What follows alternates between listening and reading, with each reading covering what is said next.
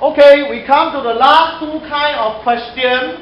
Take a look. Find the remainder of this quadratic expression when divided by 3x plus 1. If you are telling me you're going to use the long division, I'm going to slap you. That is a very long method. Okay? Not worth the effort because it's only worth 1 mark. Because you are finding remainder, just make use of the remainder theorem. Okay? Define your polynomial.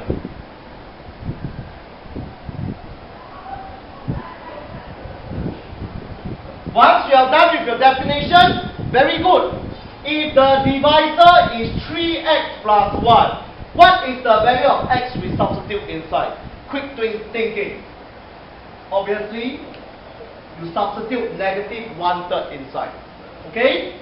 So, this will be your remainder. Substitute inside.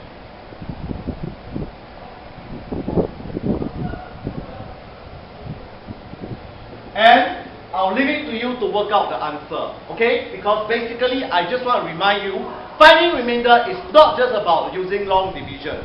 Okay? But rather, tap on the remainder theorem. If not, I will laugh at you. Next. This question looks very similar to the very first example which we did, or rather I did at the start of the lesson. Find the value of k for which this is a factor of this cubic polynomial. This is a factor, meaning this is a quadratic factor. But hey, I cannot factorize this quadratic factor. Am I right? I cannot factorize this quadratic factor, so I cannot substitute a value inside here to find the value of k. So what are we going to do? But you know that your polynomial, or rather your cubic equation, is already given. Let us form the equation together.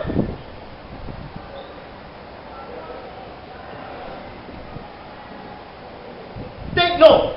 This is a factor, meaning this factor multiplied by another factor, this will allow us to get your cubic equation.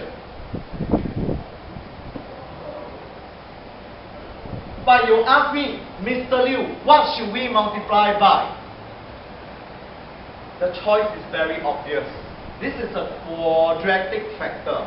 You must multiply by another x plus something.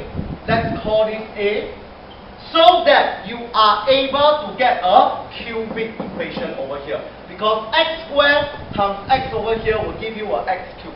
So I actually introduce my own linear factor. Then our job is to find the value of k. But the thing is, because we introduced A, we may need to tap on A to actually find k itself. Okay? Now, we are ready to solve. Our job is to find the value of k over here. How do we do that? Basically, we have learned this skill before. We will need to do some form of comparison. First thing, okay, we can't substitute any value inside here. Okay, so what you can do? Substitute x is equal to 0. When you substitute x is equal to 0, what is left behind? 12 is equal to kx. What is another convenient choice you will use?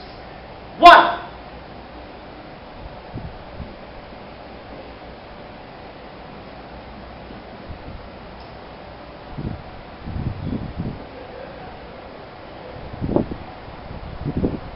Can you see I'm able to form two simultaneous equations with two unknowns? Your job is to find k. Not necessary to find A. Alright? And your job is done. Okay, with that, I will end this topic on polynomial. Please complete your take-home quiz within the next 30 minutes. Thank you.